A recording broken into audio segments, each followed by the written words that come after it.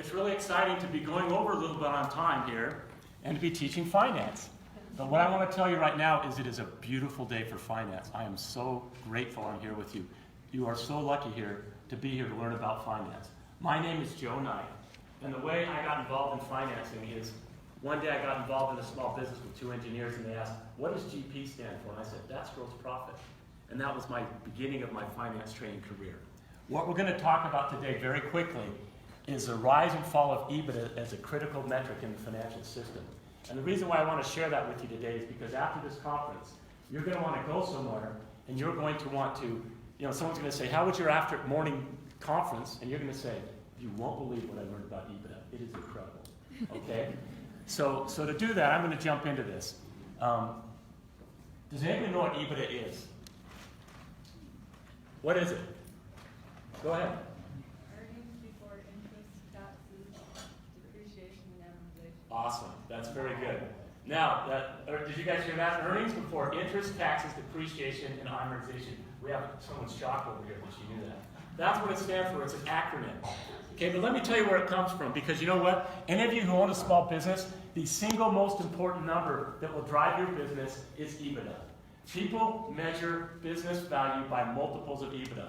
If your business has a higher EBITDA number, you're going to be worth 5, 7, 8, 9, 10 times that number.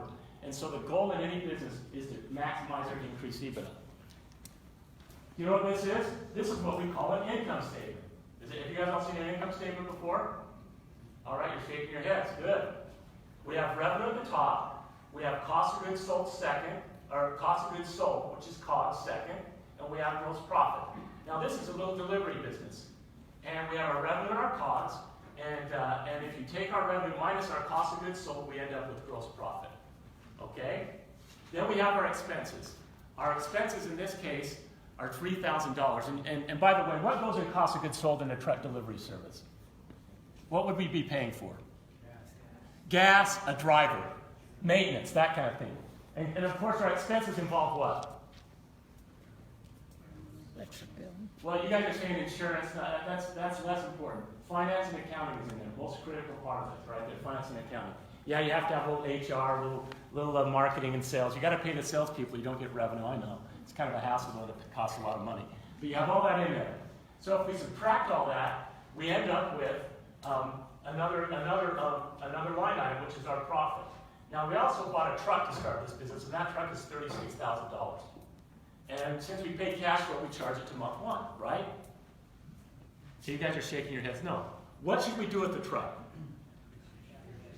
We should depreciate it. We should spread the cost of the truck out over 3 years or 4 years or whatever that is. Okay, that takes us to the highest level of accounting. We have to divide to do that. You know that accountants add, subtract, they multiply, and when it gets very difficult, they have to divide. That's the highest level we have. You know the way we confuse you in finance and accounting?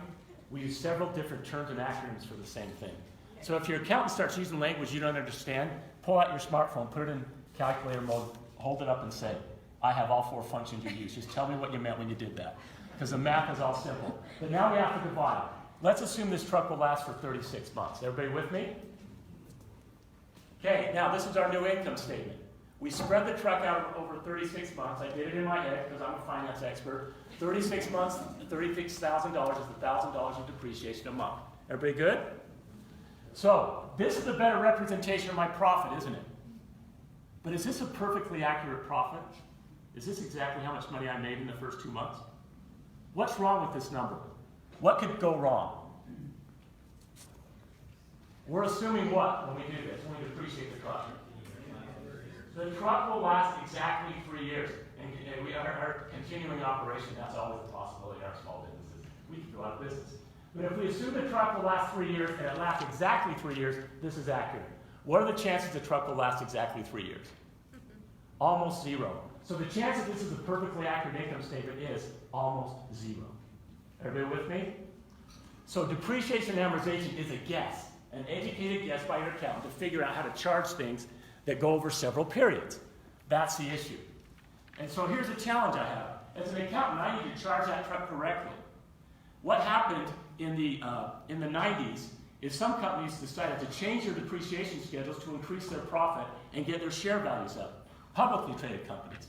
And in conjunction with that, many banks would look at cash flow, and they would measure cash flow by a metric we call EBITDA. Now, if you look on this particular slide, profit stands for EBIT, earnings before interest and taxes. Operating profit and EBIT are synonymous. And so when bankers and other financiers start looking at that and saying, you know, if you take depreciation out of that and add it back to your profit, you'll get an idea of how much cash flow that business can generate. And we call that EBITDA. So bankers and many people who invest think of EBITDA as an indication of your future cash flow. Does that make sense? And that's how everybody counted on it. So during the dot-com bubble, if you went to a conference or if you went to a party on Wall Street, you'd walk up to somebody in the 90s and they'd say, when does your dot-com get to EBITDA positive? I don't know, how about yours? And if you got to EBITDA positive, you could go public and make hundreds of millions of dollars selling a business and buy an NBA basketball team and become richly famous on a company that ultimately failed. No names, okay? And so that's what happened with EBITDA. It was the only number anybody cared about. And then we had something interesting happen. We had this company called WorldCom come along. Anybody heard of WorldCom? Started in the early 90s and went from 0 to 30 billion in 10 years.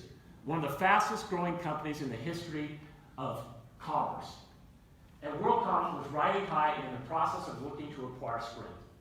They were borrowing billions of dollars to make their acquisitions. They had bought MCI. They were wildly successful. And at that point, with their revenue, COGS, expenses, and everything else, and depreciation, in the year they were trying to acquire, let's go through the numbers. I'm trying to hurry you, I'll go through these. Their revenue was $30 billion at the time, at the time of this story. They're looking to acquire Sprint. They need to borrow billions of dollars. They're looking to do this buyout. Remember, EBITDA is the number everybody looked at, including the bankers at this time. Their COGS were $15 billion. Their gross profit was $15 billion. Their expenses were $60. Does anybody see a potential problem? So it turns out that their profit or EBITDA was that, and by the way, their expenses were actually 17. That slide's wrong. But they ended up with a loss of $2 billion. And if we add the $1 billion of depreciation back in, their EBITDA was $1 billion. How much money will a bank loan to a company that has a negative $1 billion EBITDA? The answer is zero. Because if you have no potential cash flow, there is no loan coming. Okay? Bankers like to know they can get paid back. And so this is what happened. Their CFO did a lot of high-level analysis on their expenses. And they moved $4 billion of expenses to be capitalized over 10 years. What that means is they took regular expenses and called them a truck and depreciated them. Okay? Really cool way to get your numbers up very quickly. As you can see here, they went to profitability and they ended up shifting that number over, and this is their new P&L. Everybody see that? So they went from a negative 1 EBITDA to a positive 3 by shifting $4 billion out of expenses. Just for the record, that's illegal, all right? Scott Sullivan plea bargained, he's out of jail now, but Bernard Everett's got 20 years, he's in prison still. So you can't do that, that's illegal. But what we learned from this, and what the financial system learned, is you can manipulate numbers on the income statement. So the only way to know for sure that EBITDA is real is to look at actual cash flow in business. And so what's happened in the last decade, and in my training now, I spend more time on cash flow, or as much time on cash flow as we do on profit, because we know now that the only way to verify EBITDA is with actual cash flow. And you guys that run small businesses, cash flow is making payroll. It's way more important than EBITDA. And one of the things we learned from this exercise is that cash flow is very important. When you fast forward to the financial crisis of 2008 and all that sort of thing, and banks were loaning money, the only companies that survived were the companies that generated cash. So what's happened now is we have a system where we're focused on EBITDA, and when we acquire, we look at EBITDA. But when you go to your banks and your financial institutions, and you try to figure out what you can do in your business, the shift is moving over to cash flow. And what I hear now in the financial world is instead of just looking at EBITDA as a single number, most people want to know your cash conversion that are financially oriented. So they'll say, if your EBITDA is $1 billion this year at a big company, what percentage of that is operating cash flow from the cash flow statement? And if it's 50%, that means your cash conversion is at 50%. If it's 75%. So we like to look at the conversion of cash to profit. And so what's happened is EBITDA used to be the only number we looked at. Now banks and financial institutions and others compare EBITDA to cash flow. Having said all of that, I like to say there's 5 key metrics that everybody measures when they look at companies. And one of those numbers is EBITDA, and the other is based on cash flow, called free cash flow and operating cash flow. Those are critical metrics as well. Okay, so that's kind of a quick rundown of EBITDA and why it's a critical metric. Now, I'll just tell you one thing. I train executives that have been doing it for many years. We published a book. My partner Karen Berman and I started a business, the Business Literacy Institute, based on my experience training my own people in my small manufacturing company in Ogden, where we shared our numbers every week with our employees and we trained them how to understand and read finance. Based on my experience doing that, I partnered with Karen, who was an educational psychologist, and we started training other companies. And that led to a book that we published called Financial Intelligence. And one of the things I learned, and we learned, is that we would go into companies and they'd read our book and they'd say, your information is too simple for us. Especially like GE and some of the big companies. Our executives are at a much higher level financially. And I'd always say, no, they're not. We get in these arguments because I was out training. And so we developed a simple true-false multiple choice basic financial literacy test that we've been using for about 10 years now. And the average score in the United States on that test is 38%. Okay, that's slightly better than guessing. We have some groups that score lower, some that go higher. Some of our higher executive groups in big public companies will get as high as the high 50 percentile. So if you feel like you don't understand a lot of financial terms and language, you are in the majority, not the minority. Just remember that. And remember, it's okay to ask questions because guess what? This is a simple science. I train a lot of engineers, and they always say to me, Joe, is that really all you guys do after I've trained all the statements? They go, really? That's all you do, math-wise? I go, yeah. And they go, well, when do you have to do the second derivative? And I go, you know what? We don't worry about the convexity or the concavity of the curve. We just want the curve to go like this. And that can be done by simple math.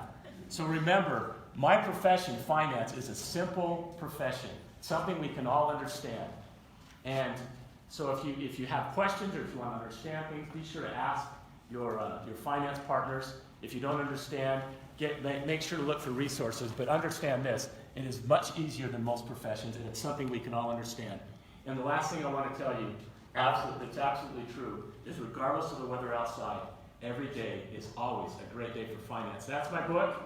If you want to, and by the way, if you want to look up terms, we have a website where you can get terms and that kind of thing. But thank you for your time, and I hope you had a great conference.